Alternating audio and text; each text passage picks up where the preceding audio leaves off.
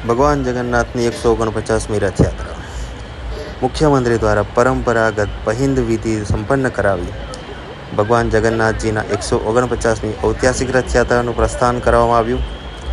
પહિંદ વિધિ પૂર્ણ થયા બાદ સૌ પ્રથમ ભગવાન જગન્નાથજીનો રથ નિજ મંદિરમાંથી બહાર નીકળ્યો।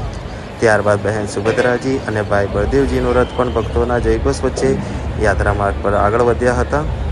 જય જગન્નાથના નાદ સાથે હજારો ભક્તોએ પ્રભુના દર્શન કરી આશીર્વાદ મેળવ્યા હતા।